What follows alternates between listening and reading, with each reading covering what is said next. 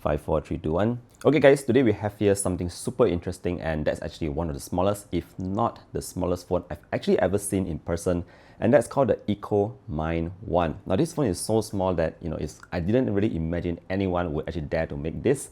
But yes, it's a functioning phone. You can make calls on it. You can put a SIM in it. It runs on the internet. You can put all your Android games in it. Android 15, by the way, still running.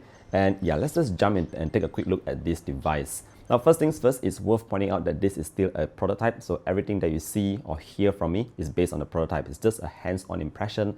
I've only had it for a few hours. So again, first impressions. Let's jump into it. Now, first things first, size. What's the kind of size that we are actually dealing here with the iKKO Mine 1? Well, let me give you some devices to put it into perspective. Here, I have my Galaxy Z Fold 7. Take a look at the size difference.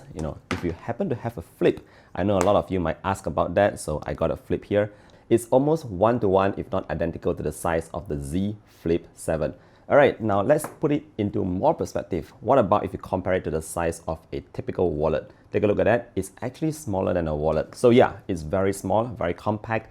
And it's also very lightweight. It's only 132 grams, which, whenever you put it into your pocket, into your bag or whatever, you won't really feel like this device is there. It's so easy to handle and it fits into my palm so easily. All right, let's move on to the second thing here. What about the display? What do we have here? Well, first things first, when I picked up the phone for the first time, I was quite impressed because it was very sharp, it looks great, very contrasty, and I found out that this is actually an AMOLED display. So they fitted an AMOLED display. No wonder the contrast and the colors look great. It's a 1080p unit as well. That's why everything looks very sharp. If you have 1080p stretched on a large display, it's going to be, not that clear. But 1080p shrunk to this 4.02 inches, yeah, it's going to be pretty sharp. So what I did is a couple of apps on here. That's the main thing that you want to be finding out. How does it run with applications? So I got my TikTok running, and you can see that it's already optimized to be in this square form factor. You don't have those black bars by the side. It works great.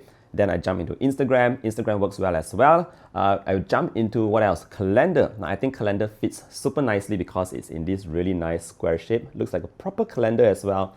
And I even take things more extreme, and I actually launched like Netflix. And guess what? It actually runs pretty well too. So if you want to watch movies like on the go on a super tiny screen, you can do that. It's not really that small. It's okay. And I think it's just a very fun way of, just using a phone. So different in 2025. This reminds me of the days back then when there were those Game Boys. If you guys are from that era, you could also actually play games on this little guy. So you can think of this as sort of like your side gaming machine, because you can download games from the Play Store, obviously. So yeah, that's just in terms of the display. By the way, it runs at 60 Hz because it's meant to save on battery power, which, after browsing and surfing for a little bit, I think it's still fine on this device. Now moving on. Third thing, the cameras. What you have here is actually a flip out camera. Now I think that's really clever because not only do you save on space, but you can also use the main sensor as your selfie camera. So it's going to be a 50 megapixel unit from Sony, 1/1.56 inches. That puts it in the mid-range kind of category. And I think that's going to be great, but obviously still a prototype. Can't test it out and can't share with you sample photos.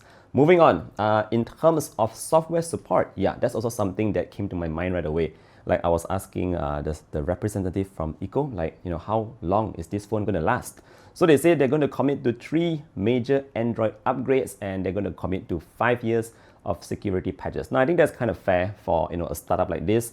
3 plus 5, fairly decent on the phone like that. Okay, moving on, I also asked about the golden question here. What about the battery life?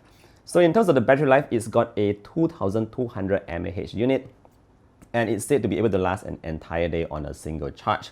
So I'm not really sure how long that will actually last, because still not able to test out the real thing. But I'm actually quite confident that iKKO should be able to pull it out, because again, it's a smaller display, about half the size of your typical smartphone. And if you just calculate like most smartphones today, they have about batteries like double the size. So divide that down, I think it's quite reasonable, but only time will tell. Now let's move on and talk a bit about connectivity. What do we have here? All right, so first things first, we have NanoLink that's supposed to power up those AI functions on there, which according to iKKO, if you buy a phone like this, NanoLink is provided sort of like free, if I'm not mistaken, and you'll be able to use all those AI services, wherever there's internet connection. Now, secondly, there's also vSIM. Now, this is something that I have not personally tried out on any device.